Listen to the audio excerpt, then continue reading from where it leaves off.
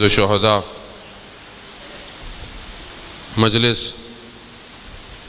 اور وہ بھی امام حسین علیہ السلام کے نام پر جو ہو، اگر وہ مجلس انسان کے شعور کو بیدار نہ کر سکے تو پھر ہم ظاہری طور پر تو امام کے نام پر ہیں، لیکن اپنے وجود کو کربلا نہیں لے کے جا پائیں گے۔ تو جو بھی مجلس میں ہم آئیں، ہمیں بھی تیاری کرنی چاہیے، اور جو پڑھنے آئے اسے بھی خدا توفیق دے کہ وہ ان مجلس میں ہمیں اللہ کی طرف متوجہ کروائے، اور جنہیں اللہ نے اپنا نمائندہ بنا کے بھیجا ان کی طرف متوجہ کرائے،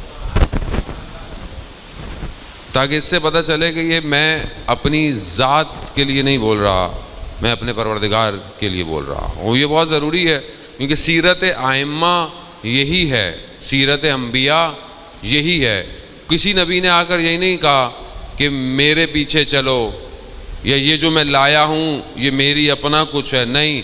دنیا کے بڑے بڑے دانشور، بڑے بڑے سائنٹسٹ، جنہوں نے بھی کچھ بھی کشف کیا، انوینٹ کیا، انہوں نے یہی کہا کہ یہ تھیوری میری ہے، یہ کام میرا ہے، یہ فارمولہ میں نے ڈرائیو کیا ہے۔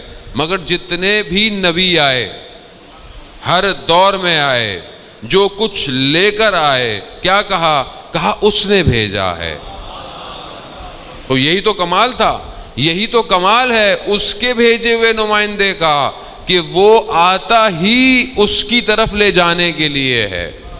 اور پوری دنیا کوشش میں لگی ہوئی ہے، کہ میں نے آپ کو پہلے بھی عرض کیا، ہماری گفتگو جو چل رہی ہے، اور اللہ کرے کہ کسی مقام پہ پہنچ سکے، کہ جہاں یہ شجر طیبہ آیا اور ہے، وہیں پر شجرہ خبیثہ بھی اپنا کام کر رہا ہے، اور اس کی پوری ڈیوٹی ہے۔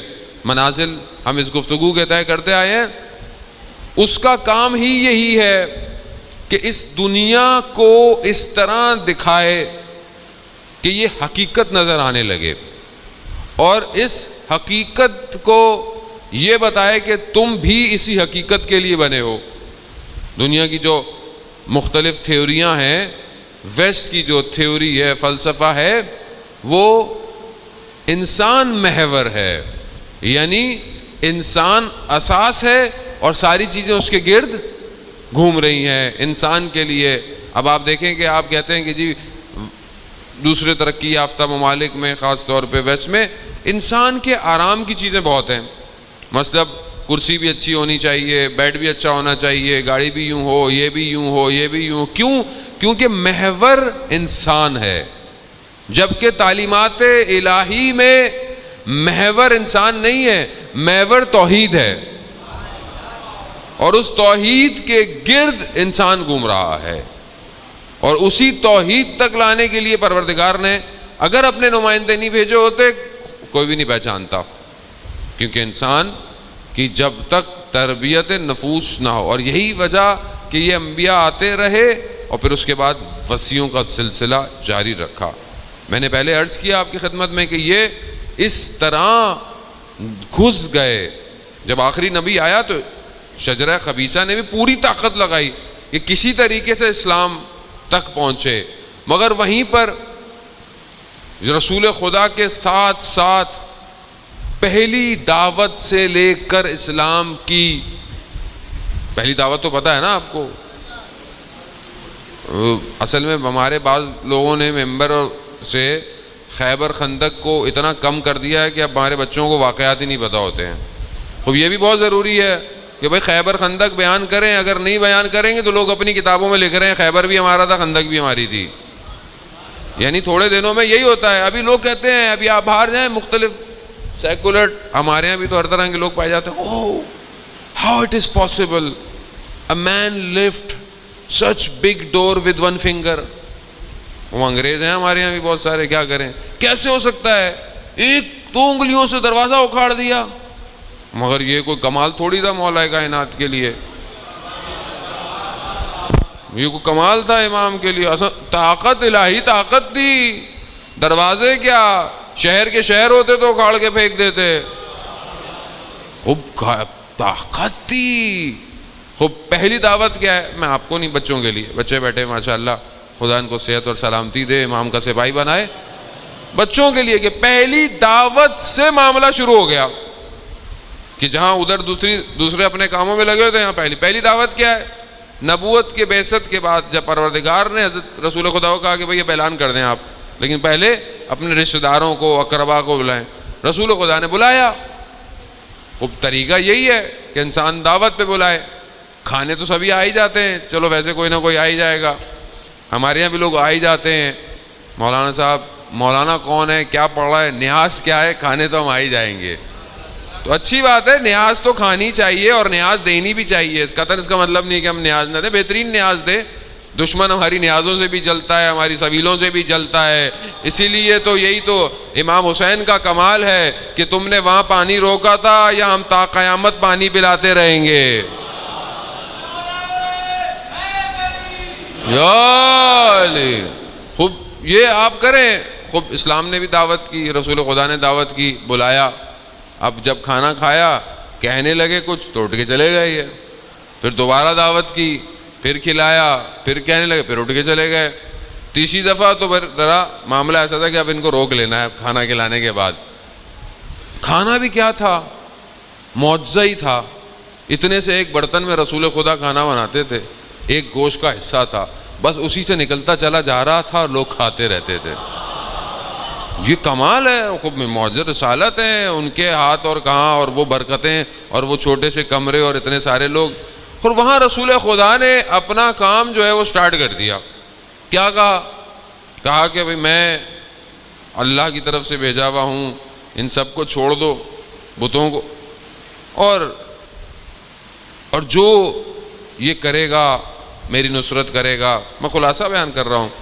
جو میرے ساتھ چلے گا، اس کی پیروی کرے گا، وہ میرا وصی ہے، میرا جانشین ہے، میرا خلیفہ ہے.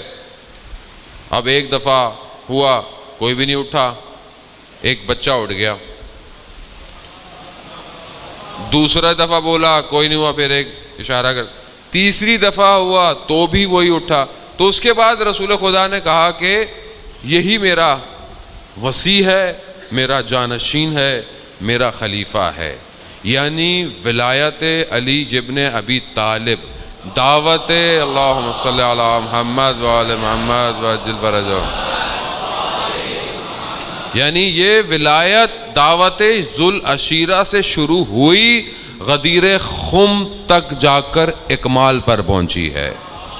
یہی دکھایا رسول نے کہ یہیں وہاں پہ بھی وہی ہے اور ساری زندگی وہی رہا. یعنی اسی ولایت نے تو کاٹا ہے آنکھ کے کفر کو.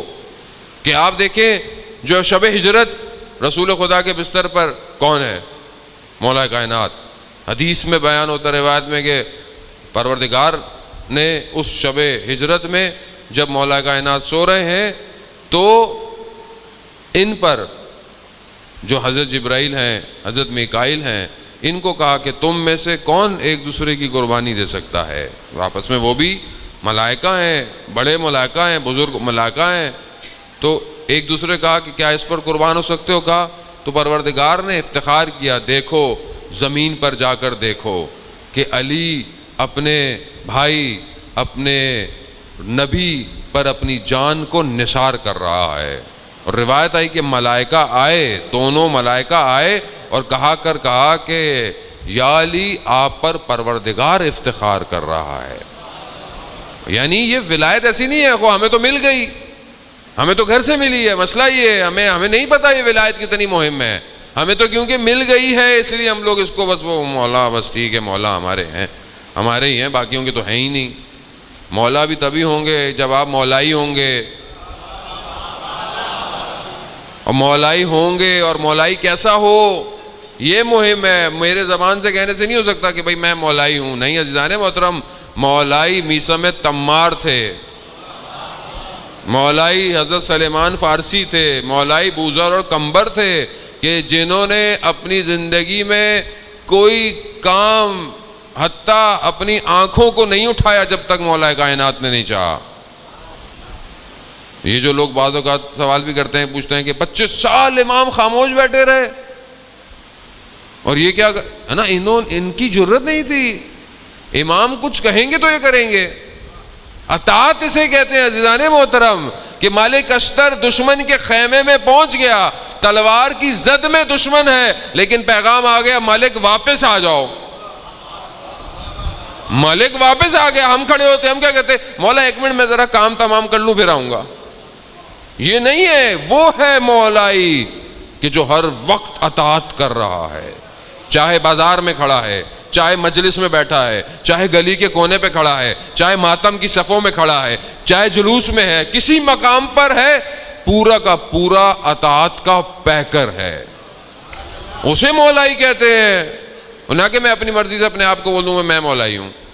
یہ کہتا اپنے آپ کو آپ نے ٹیگ لگا لیا. مولا کون ہے؟ جیسا مولا ہوگا ویسا ہی مولا ہی ہوگا. مولا کی شخصیت تو عبادتیں، سجدے، قرآن، ہر روز قرآن، ختم قرآن مولا کائنات کا، عبادت، مدد. دشمن سے بھی ایسا، دشمن کے مقابلے میں کیسا، خندے پہ پیشانی کب، تڑپنا سجدے میں کیسا. یہ ہے کچھ تو ہو بھئی، کوئی تو چیز لگائیں اپنی زندگی میں یا نہیں لگانی. بابا گاڑی کے پیچھے لکھنا ہے علی وارث، وہ ہمارے یہاں ویسے ہی بہت سارے وارث ہیں، علی وارث. ایسے تھوڑی وراثت ملتی ہے جنان محترم. وراثت تب ملے گی جب میری سنخیت میں کوئی ایسی چیز ہو کہ جسے میرا مولا کہے ہاں یہ میرا وارث ہے. کچھ تو ہو میری زندگی کے اندر. اب یہی تو وجہ ہے کہ اس ولایت نے آ کر کفر اور نفاق کو کاٹا ہے. آج تک صراط مستقیم یہی ولایت ہے، یہی ولایت ہے. قرآن میں جو پڑھتے ہیں صراط سورہ حمد میں ہر وقت نماز میں ہم پڑھتے ہیں اہدنا الصراط المستقیم، پروردگار سیدھے راستے پر قائم رکھ. نہ چلا، سیدھے راستے پر تو ہیں ہم. وہ ترجمہ کرتے ہیں کہ چلا جو سیدھے راستے پہ نہیں ہے. ہم تو سیدھے راستے پر ہیں، قائم رکھ. سیدھا راستہ کیا ہے؟ انعمت علیہم، کہ جہاں میں نے اپنی نعمتوں کو تمام کیا. نعمتیں کیا ہیں؟ میرے چھٹے امام جعفر صادق علیہ الصلوۃ اللہم صلی علی محمد وعلی محمد. امام کی خدمت میں شخص آیا، قرآن میں کافی جگہوں پر نعمتوں کا ذکر ہے. کہا مولا یہ پروردگار پوچھتا ہے کہ میں روز قیامت نعمت کا حساب کتاب لوں گا، تو یہ نعمتیں کیا ہیں؟ یہ جو ہم کھاتے پیتے ہیں یہ نعمتیں ہیں؟ تو امام فرماتے ہیں میں تمہیں گھر بلاؤں اور کھلاؤں پھل، پھر بعد میں تم سے پوچھوں کہ یہ میں نے تمہیں کھلایا ہے اس کی مجھے ریٹرن دو تو اچھا لگے گا؟ کہتے ہیں نہیں، میرا پوچھنا تمہیں اچھا نہیں لگے گا تو خدا کا پوچھنا تمہیں اچھا لگے گا. کہتا تو پھر یا ابن رسول اللہ پھر کون سی نعمتیں ہیں؟ کہا نحن نعمت اللہ، ہم ہیں اللہ کی نعمت جس کا سوال کیا جائے گا. ہم نعمت ہیں. اگر ہم نہ ہوں، واقعاً اگر نہیں ہوتے تو بشریت کہاں ہوتی؟ کفر کا شجرہ ملونہ تو چلا رہا ہے. اگر یہ نہ ہوتا شجرہ طیبہ تو آج بشریت کی ہدایت کے لیے کوئی دروازہ تھا ہی نہیں، کوئی بھی نہیں تھا، کوئی نہیں ہے عزیزان محترم. اس لیے معرفت امام بہت مہم ہے، سمجھنے کی کوشش کریں. اسی لیے جب تک آپ کو اس کی شدت کا احساس نہیں ہوگا، آپ کو آپ کے دشمن کا احساس نہیں ہوگا. یاد رکھیے گا.